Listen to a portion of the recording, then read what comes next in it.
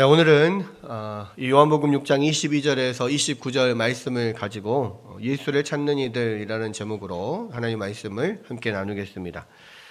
자, 오늘 읽은 이 본문 말씀은요, 예수님께서 오병이어 이 도리떡 5개와 물고기 2마리로 남자만 5,000명을 먹이신 이 사건 다음 날에 있었던 일을 다루고 있습니다. 자, 본문 22절 이하에 보면 이튿날이 언제입니까? 그러니까 오병이어 사건이 있었던 그 다음 날이라는 거죠. 이튿날 바다 건너편에 서 있던 무리가 배 한 척 외에 다른 배가 거기 없는 것과 또 어제 예수께서 제자들과 함께 그 배에 오르지 아니하시고 제자들만 가는 것을 보았더니 24절에 무리가 거기에 예수도 안 계시고 제자들도 없음을 보고 곧 배들을 타고 예수를 찾으러 가버나움으로 가서 바다 건너편에서 만나 랍비여 언제 여기 오셨나이까 하니. 자, 이렇게 되어 있습니다. 자, 이튿날 오병이어 사건이 있던 바로 다음 날에 분명히 전날 예수님께서 오병이어 사건을 통해서 이 떡을 먹은 무리들이 그 표적을 보고 이는 참으로 세상에 다시 오실 그 선지자라, 그렇게 말을 하면서 억지로 붙들어서 임금을 삼으려고 하는 줄을 아시고 예수님이 다 흩어보내시죠. 그리고 제자들을 먼저 배에 태워서 갈릴리 바다 건너편으로 보내십니다. 자, 군중들은 이제 그렇게 흩어져서 이제 집으로 돌아가면서 이제 예수님만 따라다니면 이게 먹을 걱정 없이 안 해도 되겠다, 이렇게 막 생각을 하고 엄청 흥분하면서 와, 막 그 보리떡 5개 물고기 2마리를 떼도 계속 나오고 그것을 막 사람들 다 먹는데 5,000명이 넘는, 그 남자만 5,000명이니까 여자 뭐 어린아이들 합치면 막 10,000명 20,000명 되는 그 모든 많은 사람들이 먹는 그런 역사가 일어났는데, 야, 이거는 이 모세가 광야에서 만나로 백성들을 먹이는 거랑 비슷한 사건 아니냐. 바로 다시 온다는 그 모세와 같은 선지자, 그 메시아가 바로 예수님이 아니냐. 이 예수님을 우리의 왕으로 삼으면 이제 우리는 먹을 걱정 없이 살 수 있다. 와, 막 이러면서 다 돌아갔을 거라는 말이에요.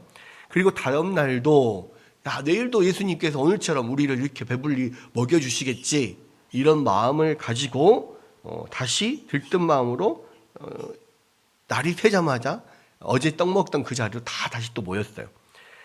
그렇게 다 와서 모여서 봤더니 예수님이 안 계시는 거예요.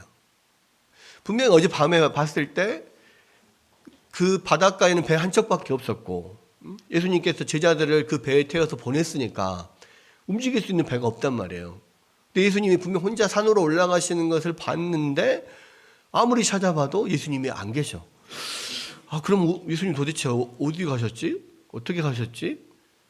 배도 없었는데? 그러면은 육지로 그럼 걸어가신 건가? 그럼 보통 이제 예수님과 제자들이 활동하는 주 무대가 가버나움이라는 것을 다 압니다. 그러니까 여기서 가버나움까지 가려면 상당히 오랫동안 걸어가야 되는데, 그럼 언제 출발을 하신 거지? 언제 그럼 여기 가버나움에 도착하신 거지? 뭐 이런 생각들을 했을 거란 말이에요. 그래서 아무리 찾아봐도 예수님이 없으니까 사람들이 어떻게 합니까? 다시 막 배를 다 타고 가버나움으로 다 갔어요. 예수님이 그 주로 활동 무대가 가버나움이니까 아마 거기에 계실 것 같다는 생각을 가지고 이제 막 찾으러 간 거죠. 여러분, 뭐 여기저기 이제 수소문해 보면서 예수님 제자들 혹시 못 봤냐, 어디 계시냐, 본 적이 있냐, 막 이렇게 찾으러 다녔겠죠. 이렇게 애타게 찾아다니다가 드디어 예수님을 가버나움에서 만난 거예요. 그랬을 때 그 많은 그 군중들이 막 몰려와서 이 반가운 마음에 예수님한테 랍비여 언제 여기 오셨습니까? 우리가 아무리 찾아봐도 없었는데 그 배도 없는데 도대체 언제 여기 오신 건가요? 막 이렇게 물으면서 예수님께 나아갔어요. 그런데 예수님이 그렇게 반가워하면서 막 몰려온 군중들에게 상당히 냉정하게 대답을 해요. 뭐라고 대답을 합니까? 예수께서 대답하여 이르시되 내가 진실로 너희에게 이르노니 너희가 나를 찾는 것은 표적을 본 까닭이 아니요 떡을 먹고 배부른 까닭이로다. 지금 예수님 반가워가지고 예수님 막 찾아서 헤매던 이 사람들이 예수님은 보고 예수님 언제 여기 오셨어요? 막 이렇게 반갑게 말을 하고 있는데 예수님은 그래 너희들 왔어? 이렇게 이야기를 하는 게 아니라 뭐라고 이야기합니까? 너희가 나를 찾는 것은 표적을 보는 것이 본 까닭이 아니고 떡을 먹고 배부른 까닭이다. 이렇게 이야기를 하는 거예요. 그러면서 뭐라고 합니까? 썩을 양식을 위하여 일하지 말고 영생하도록 있는 양식을 위하여 하라. 이 양식은 인자가 너희에게 주리니 인자는 아버지 하나님께서 인치신 자니라.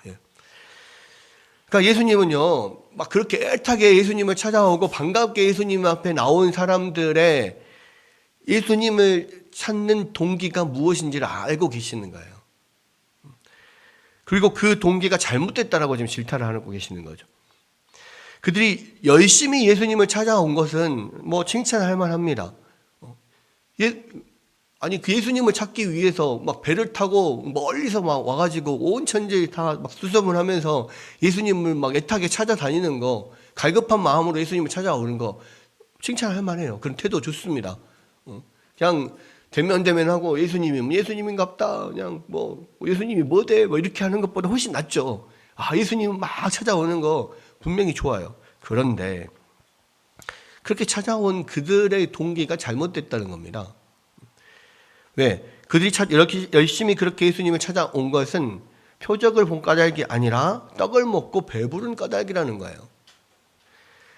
그러니까 표적을 본 까닭이 아니다. 이 말이 무슨 말입니까? 표적을 봤다는 것은 예수님께서 이 오병이어 표적을 비롯한 여러 가지 표적을 보여주신 이유가 뭐예요? 계속해서 지금 요한복음에는 7가지 표적이 나오잖아요. 근데 이 표적이 그냥 단순한 기적이 아니라 사인, 뭔가 표를 해주는 이적인 이유는 뭡니까? 뭘 나타내 주는 거예요? 예수님이 하나님의 아들이시라는 걸 나타내 주는 거잖아요. 그리고 그 하나님의 아들이신 예수님이 그리스도로 메시아로 이 땅에 오셨다. 너희들에게 영생을 주기 위해서 오셨다. 지금 이것을 계속 보여주는 겁니다.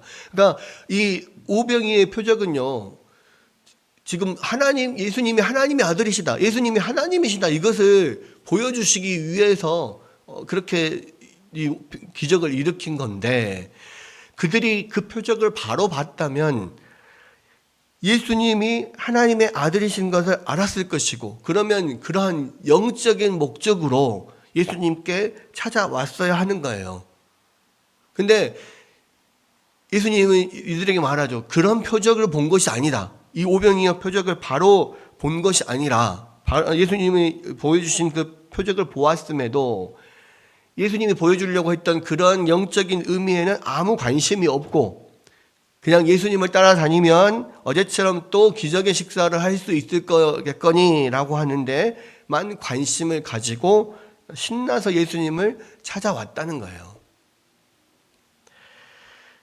여러분, 이것은 뭐 이렇게 비유할 수도 있겠어요. 그러니까 굉장히 치명적인 게 낫기 어려운 암에 걸렸는데 그 분야에 있는 최고의 의사가 있는 병원을 찾아와서 암을 치료하는 데 관심을 쏟지 않고 이 병원 밥이 맛있다 막 이러면서 거기에만 관심을 갖는 그런 환자를 보는 의사의 심정하고 비슷할 거란 말이에요. 그러니까 저들은 지금 불치의 병에 걸렸어요. 무슨 불치의 병에 걸렸습니까? 영혼의 병에 걸린 거잖아요. 영혼이 죽어 있어요. 그리고 이 아담 이후의 모든 인간들은 그 영혼이 지금 그 죄로 타락해서 죽을 뿐만 아니라 이제 이 세상을 떠나면 그 영혼이 영원토록 지옥에서 고통을 당해야 돼요. 예수님은 그것을 알아요. 이 사람을 볼 때마다 예수님은 그 영혼을 봐요. 그 지옥 속에서 불타는 그런 지옥 가운데 영원히 고통받을 그 안타까운 그 영혼을, 현실을 예수님은 보고 있단 말이에요.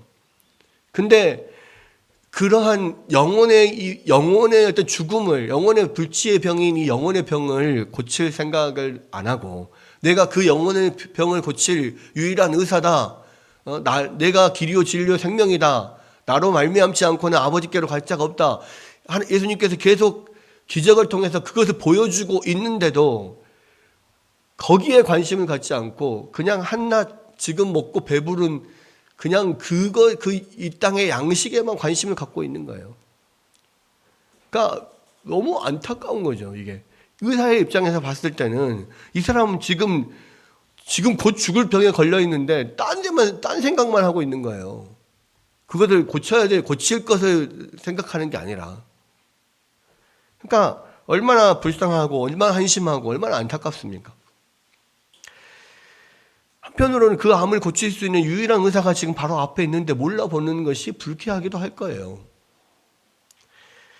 여러분, 그래서 예수님은 이렇게 잘못된 동기로 예수님을 찾는 사람들을 막 책망하시면서 썩을 양식을 위하여 일하지 말고 영생하도록 있는 양식을 위해서 하라, 이렇게 말씀을 하시는 거예요. 여러분, 이 썩을 양식을 위해서 일하지 말라라고 하는 것은 뭐 무조건 먹고 사는 문제를 위해서 그런 이 세상적인 것 때문에 예수님을 찾는 것은 다 잘못되었다, 이런 말은 아닙니다. 왜요? 예수님 가르쳐 주신 주기도문에도 분명히 일용할 양식을 달라고 기도하라 말씀하셨잖아요. 그러니까 일용할 양식을 달라고 기도하는 것 자체가 나쁜 것은 아니라는 거예요. 물론 우리 이 땅에서 먹고 살 것도 필요하고 이 땅의 현실적인 문제를 또 예수님 앞에 나와서 그거 해결해 달라고 기도할 수 있어요.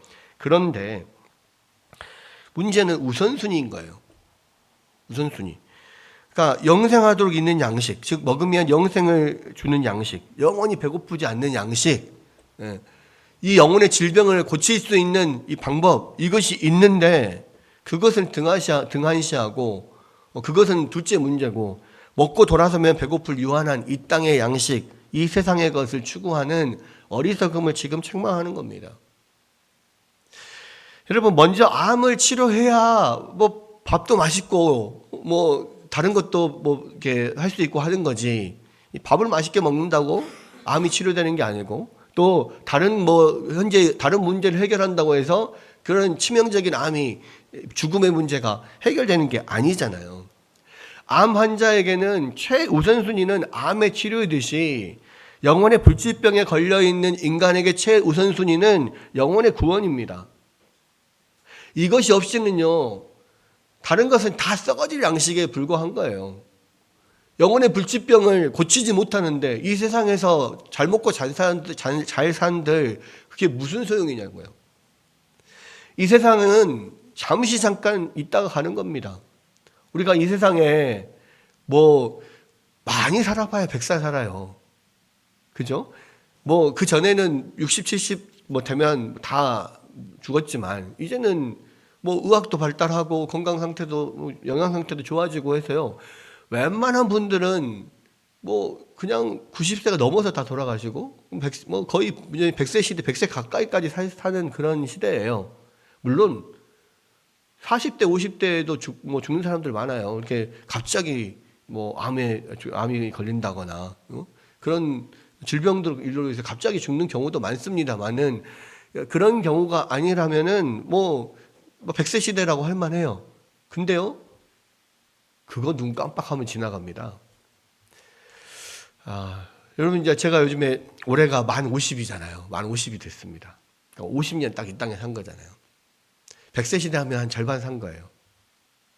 근데요, 그 50년이 눈 깜빡할 새 지나갔어요. 우리 애들이 중고등학생이잖아요. 대학 간다고 열심히 공부하고 막 하고 있어요. 그 시절이 진짜 엊그저께 같아요. 제가 그렇게 고3 때 막 공부했던 그 시절, 또 재수한다고 막 서울에서 그렇게 학원 종로학원 다니면서 공부했던 그 시절이 진짜 엊그저께 같다니까요. 근데 그게 벌써 30년 전이에요. 눈 몇 번 깜빡하면은요, 인생 다 갑니다. 근데 이 인생은, 우리가 사는 삶은 잠깐이에요. 100세 시대라고 하지만 잠깐이에요.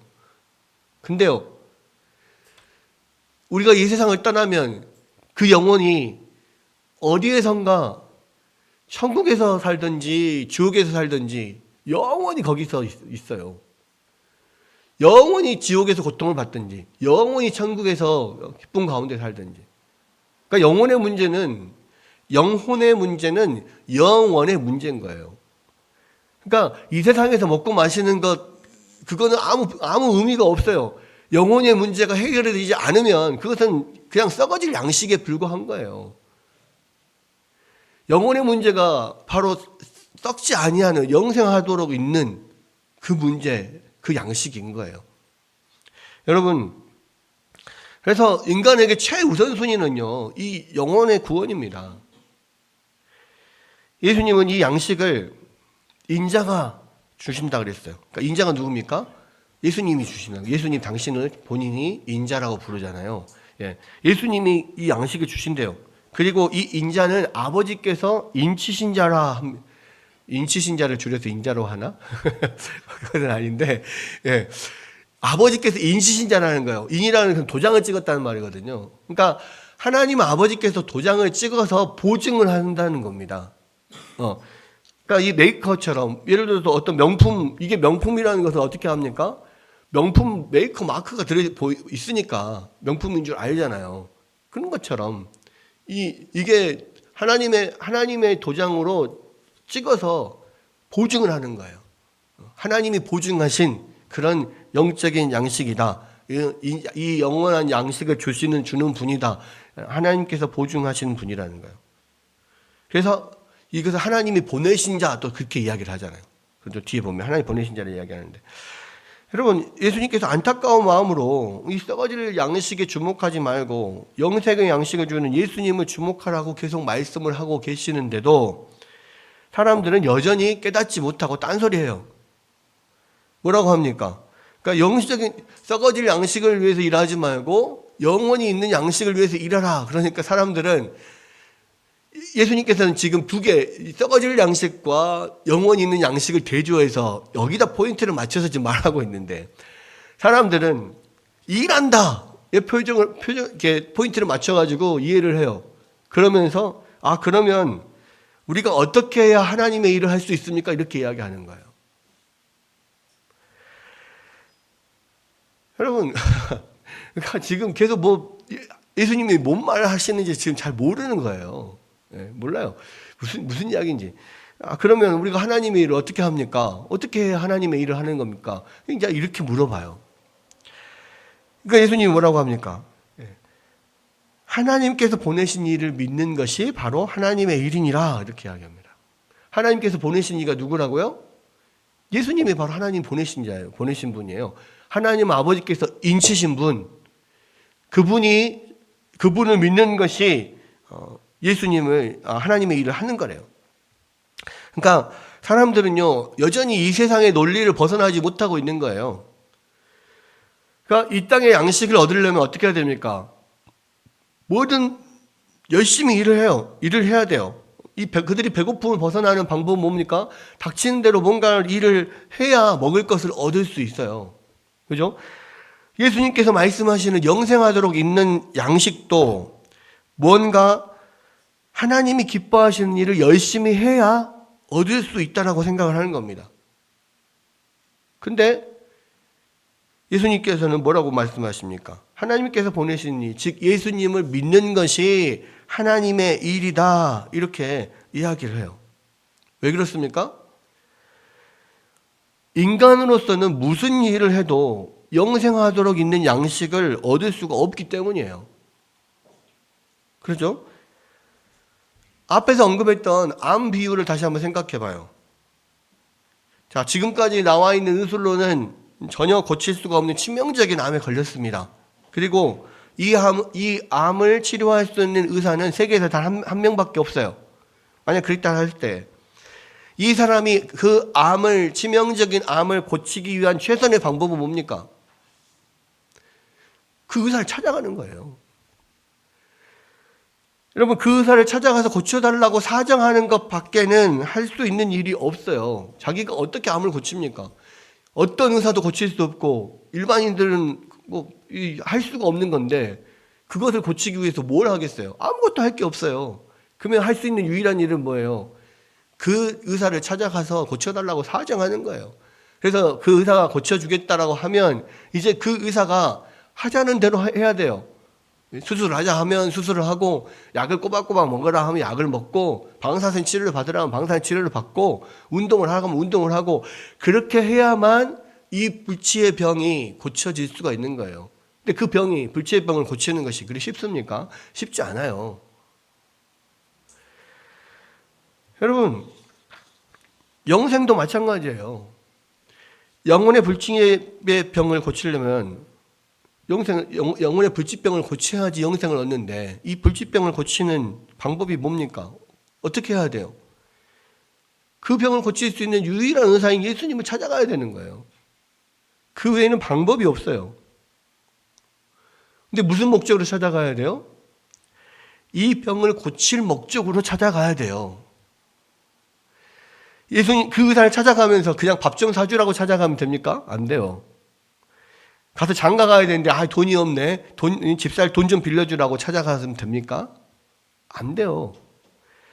새로운 사업을 하나 시작을 했는데 거기에 도움이 될 인맥을 좀 소개해달라고 그렇게 찾아가서 됩니까? 안 돼요. 그럼 무슨 목적으로 찾아가야 돼요? 이 영혼의 병을 고칠 목적으로 찾아가야 돼요. 이것이 더 우선이에요. 아니, 지금 이런 것들은 다 썩을 양식인 거예요. 아니, 지금 죽게 생겼는데 밥이 문제입니까? 장가가 문제입니까? 사업이 문제입니까? 가장 급한 것은 영혼의 불치병을 치료하는 거잖아요. 그런데 많은 사람들이 지금 예수님께 나와서 영혼의 불치병에 대해서는 생각하지도 않고 밥 문제, 결혼 문제, 사업 문제만 이야기하고 정작 가장 급한 이 영혼의 불치병을 치료하는 데는 관심이 없어요.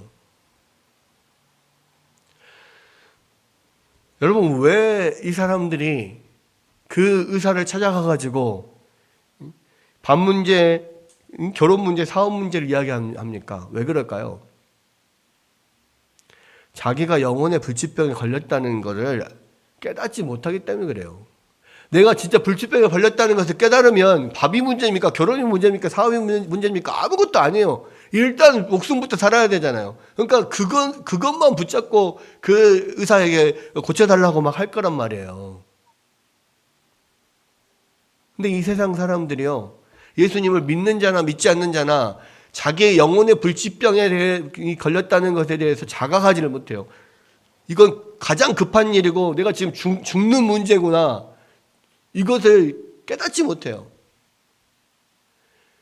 그러니까 예수님을 믿지 않는 사람들은 관심이 없으니까 자기가 영혼의 불치병에 걸리는 것을 깨닫지 못하니까 그냥 예수님과 상관없이 살아요. 또 예수를 믿는다고 하는 사람들은 예수님께 나와가지고 이 영혼의 불치병을 고칠 생각은 안 하고 밥 문제, 결혼 문제, 사업 문제 이런 것만 이야기하고요. 이런 것만 상담하고 간단 말이에요. 왜요? 자기의 영혼의 문제가 얼마나 시급한지를 몰라요, 지금. 지금 이 영혼이 죽어가고 있다는 것을, 지옥불에 떨어져 가고 있다는 것을 알지를 못해요. 그러니까 그 이야기를 안 하는 거야. 예수님을 찾아오긴 찾아왔는데 다른 이야기만 하고 있어.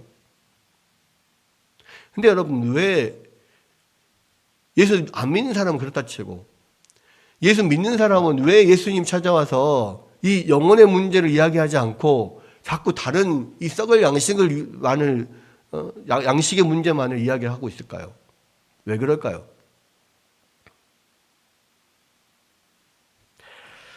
여러분, 예전에요, 제가 청년들하고 같이 성경 공부를 할 때요, 당시에 사용하던 그 교재 뒤에 보면 복음과 구원을 위한 설문지가 있었습니다.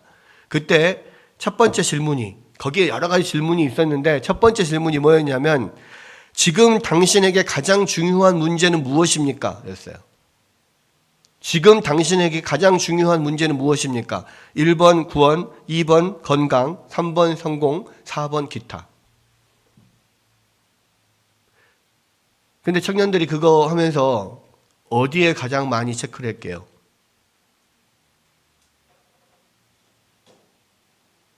(1번) 구원에 체크했겠습니까? 아니요. 다 대부분 건강, 성공, 기타, 가로, 결혼 이런 거에다 체크를 했어요. 정작 구원에다 체크한 사람은요 거의 없었어요. 왜 그랬을까요? 왜 예수 믿는 사람들이 지금 가장 중요한 문제가 무엇입니까에 구원의 체크를 안 했을까요? 다 구원 받았다고 생각했거든. 교회 다니는 사람들은 다 구원 받았다고 생각했어요. 구원은 이미 떼놓은 당상이야. 그러니까 구원은 일단 나는 받았으니까 이제 구원 외에 다른 것, 건강, 성공, 결혼, 기타 이런 것들이 지금 나에게 있어서는 가장 시급하고 중요한 문제다 이렇게 생각을 했단 말이에요. 근데 여러분 참 재밌는 것은요. 똑같은 질문지를 불신자들한테 보여줘도 똑같이 체크를 합니다. 지금 당신에게 가장 중요한 문제가 무엇입니까? 구원에다가 체크한 사람 아무도 없어요. 다 건강, 성공, 기타, 결혼 이런 거에 체크를 해요. 그럼 한번 물어봅시다. 그러면 믿는 사람하고 믿지 않는 사람하고 뭐가 다릅니까? 둘 다 지금 가장 중요한 것은 구원이 아니라 건강, 성공, 기타, 결혼 뭐 이런 것들인데 똑같이 그냥 그런 것들인데 그럼 믿는 자하고 믿지 않는 자하고 뭐가 다른 거예요?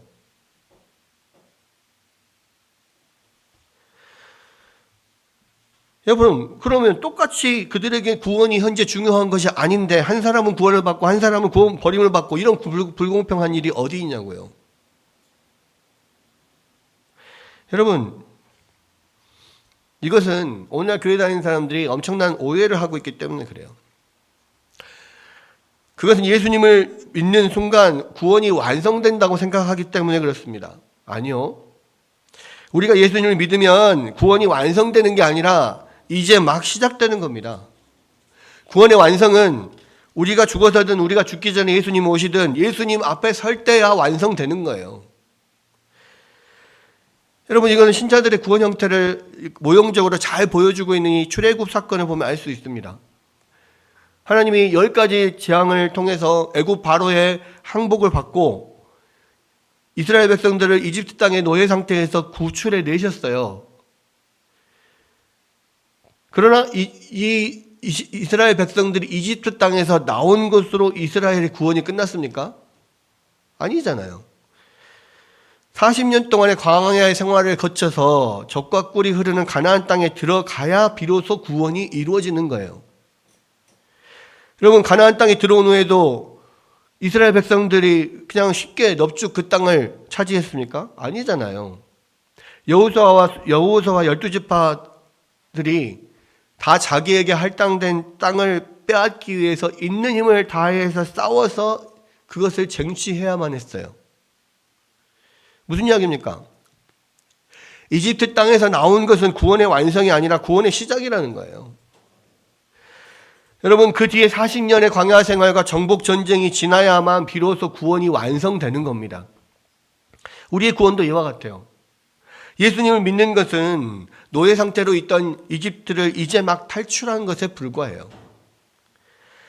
우리는 천국이라는 가나안 땅에 들어갈 때까지 광야 생활, 정복 전쟁들을 거치면서 순종의 훈련을 거듭하면서 이 모세와 여호와의 명령에 일사불란하게 움직이게 되는 이스라엘 백성들처럼 우리 주님이신 예수님의 명령에 순종하여서 일사불란하게 움직이는 상태가 되어 가야 되는 거예요. 여러분 40년 광야 생활과 정복 전쟁 가운데서 얼마나 많은 사람들이 불순종으로 죽어갔습니까? 그들은 젖과 꿀이 흐르는 가나안 땅으로 인도되기 위해서 선택받은 백성들이었지만 하나님의 뜻대로 순종하지 않고 자기들 하고 싶은 대로 하다가 버림받아서 죽고 말았어요. 여러분, 여러분이 구원을 장담할 수 있습니까? 우리가 비록 천국에 인도되기 위해서 선택받은 사람들이지만 이스라엘 백성들과 똑같이 불순종 때문에 버림받을 수 있다는 생각은 안 해보셨어요? 그래도 여러분 예정론에 의해서 만세전부터 우리는 구원받기로 예정되어 있기 때문에 나는 구원받을 수밖에 없습니다. 그런 희망사항이죠. 물론 감사의 제목이기도 합니다. 구원의 확신은 중요해요. 근데 그 구원의 확신은 언제 확신할 수 있다고요? 내가 지금 성경에서 말하는 그 구원의 길을 걸어가고 있을 때 확신할 수 있는 거예요. 가나안 땅에 들어가기 위해서 열심히 모세와 여호수아의 명령에 순종하면서 그 정복 전쟁을 지금 이루어 가고 있을 때, 싸워서 이겨가고 있을 때, 그때 내가 지금 확신하면서 가는 거예요. 근데 내가 지금 싸우지도 않고, 내가 이 구원을 이루기 위해서 열심히 정말 그 길을 달려가고 있지도 않은데, 그냥 단순히 나는 선택받은 백성이니까 나는 구원받았다고 확신한다고요? 천만의 말씀입니다.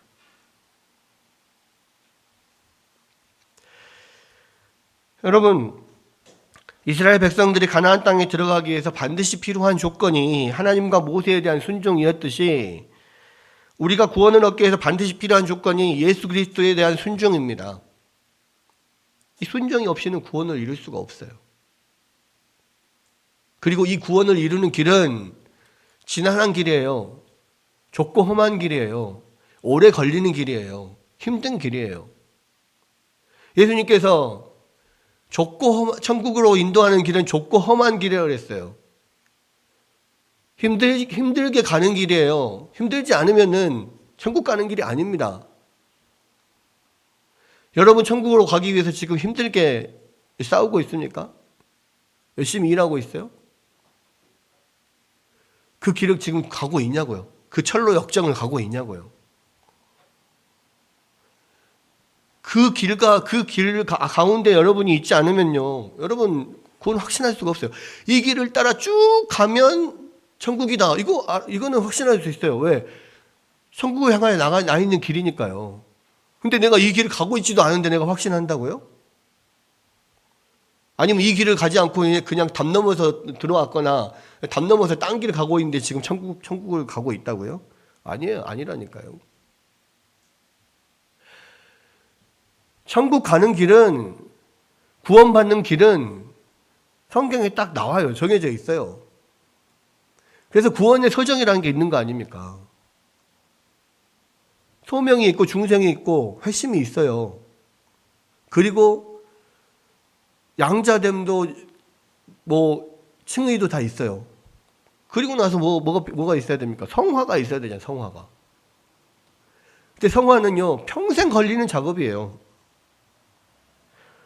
그 성화의 길을, 그러니까 우리는 보통 예수님 믿었다 그러면 그냥 끝인 줄 알아요. 내가 진짜 예수 믿고 회심했는지도 불분명하고, 예수님을 믿고 회심했다고 해도, 칭의와 양자됨이 이루어졌다고 해도요, 여러분에게는 아직도 구원의 길이 남아 있습니다. 성화라고 하는 구원의 길. 이 성화라고 하는 구원의 길은요, 평생 걸리는 거예요. 평생. 여러분, 영혼의 불치병이 하루아침에 낫나요? 어려운 병이면 병일수록요, 빨리 낫지 않습니다. 오랜 시간 치료가 필요해요. 영혼의 불치병도 마찬가지입니다.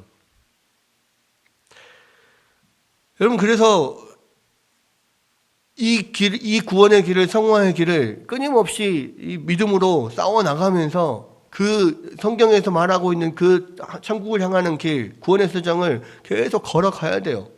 우리가 어떻게 성화가 이루어진다 그랬습니까? 성화는 하나님의 말씀과 세상의 실현으로 이루어진다 그랬잖아요.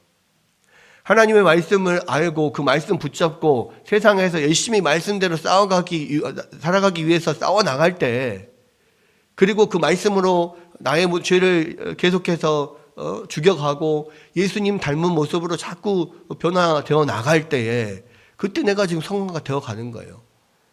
믿음의 시련, 믿음의 싸움이 없이, 또 하나님의 말씀에 철저하게 순종함이 없이 성화가 이루어집니까? 안 이루어진다고요.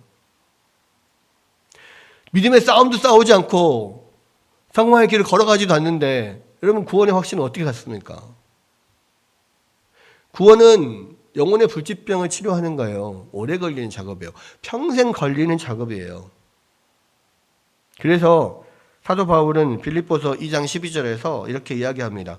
그러므로 나의 사랑하는 자들아, 너희가 나 있을 때뿐 아니라 더욱 지금 나 없을 때에도 항상 복종하여 두렵고 떨림으로 너희 구원을 이루라. 우리의 구원은요, 항상 두렵고 떨림으로 예수님께 순종하며 이루어 나가는 거예요. 사도 바울도 구원을 완성형으로 이야기하지 않습니다. 현재 진행형으로 이야기하고 있어요. 예수님도요, 영생하도록 있는 양식을 얻기 위해서 사람들이 해야 하는 일이 하나님께서 보내신 자 예수님을 믿는 것이다 이랬어요. 근데 예수님을 믿는 것이라고 했을 때요, 그 믿는다는 단어는 현재형으로 되어 있습니다. 모든 성경에서 예수님을 믿는다는 표현은 다 현재형으로 되어 있어요. 완료형으로 되어 있는 경우가 없습니다. 근데 현재형으로 되어 있다는 것은 뭡니까? 현재형은 계속, 지속, 반복을 의미해요.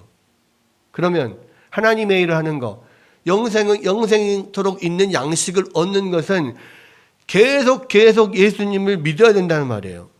지속적으로 계속 예수님을 믿어야 돼요. 한 번 믿으면 끝나는 게 아니라. 여러분, 한 번 회심하면 구원이 끝나는 게 아니라 성화의 과정이 남아있어요. 평생 말씀을 붙잡고 씨름하면서 세상의 시련을 이기고 믿음으로 살아가는 그 과정이 남아있는 겁니다. 그것이 예수님을 계속 믿는 거예요. 믿는 거. 예수님을 믿는 것은 하나님의 일이라고 했죠. 예수님을 믿는 것은 영생을 얻어요. 그런데 예수님을 믿는 것은 지속적으로 계속적으로 믿어야 하는 것이고, 그래서 예수님을 믿는 것은 믿음으로 살아가는 것을 포함하는 거예요. 믿음으로 살아가는 것을 다른 말로 순종이라고 합니다. 그래서 믿음과 순종은 별개의 것이 아니라고요. 왜? 예수님을 믿는 것은 계속적인 거니까. 한 번 믿음으로 끝난 게 아니라 계속 믿음으로 살아가는 것까지 포함하니까. 그래서 결국 믿음과 순종은 별개의 것이 아니에요. 여러분, 오늘 말씀을 통해서 지금 자신의 영혼의 상태가 얼마나 급박한 상태인지를 모르고 다른 일에 몰두해 있는 이 사람들을 향하여서 예수님이 썩을 양식을 위해서 일하지 말고 영원토록 있는 양식을 위해서 일하라고 했습니다. 그게 뭡니까? 영혼의 구원의 가장 급한 문제라는 거예요. 우리에게서 가장 시급하고 가장 중요한 문제는 믿는 자나 믿지 않는 자나 다 영혼의 구원의 문제예요. 그래서 예수를 믿는 자나 믿지 않는 자나, 교회를 다니는 자나 다니지 않는 자나, 이 예수님을 계속 믿는 것이 가장 중요하단 말이에요. 여러분 인생에서 현재 여러분에게 가장 중요한 문제가 무엇입니까? 물어보면 여러분은 처음부터 끝까지 예수님을 믿을 때부터 이 세상 끝날 때까지 계속해서 여러분에게서는 현재 나에게 가장 중요하고 시급한 문제는 나의 구원입니다. 이렇게 말을 해야 되는 거예요. 여러분의 구원이, 여러분의 영혼의 구원이 여러분에게서 현재 가장 중요한 문제가 아니라면 여러분은 지금 썩을 양식을 위해서 일하고 있을 거예요. 교회 다니면 다 구원 받는 걸로 착각하지 마십시오. 예수 믿는 것이 한 번으로 끝나는 것으로 착각하지 마십시오. 예수 믿는 것은, 여러분이 회심하는 것은 구원의 시작이에요. 그리고 계속 앞으로도 영원히 여러분의 이 삶이 계속 될 때까지 계속 믿어야 되고 계속 순종하고 계속 말씀대로 여러분들이 변화되어 가야 돼요. 그래야만 구원이 완성되는 것입니다. 여러분의 영혼이 가장 중요한 것이고 영혼의 구원이 가장 중요한 것이라면, 그리고 그 영혼의 구원이 여러분 평생 동안 치료해야 될 불치병이고 그런 작업이라면 여러분의 모든 삶에서 가장 중요한 것은 여러분의 구원이 돼야 돼요.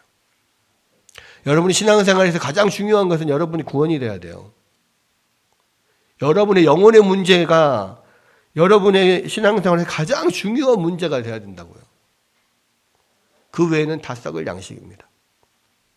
그리고 여러분의 영혼의 문제가 해결됐을 때만이 일용할 양식을 구하는 게 의미가 있는 거예요. 밥 문제, 결혼 문제, 사업 문제 이야기하는 거 여러분의 영혼의 문제가 해결돼야만 그 다음에 의미가 있는 거라고요. 여러분 오늘 이 말씀을 통해서 다시 한번 나는 나에게 현재 있어서 가장 중요한 건 시급한 문제가 무언가? 그것이 과연 나 영혼의 문제인가?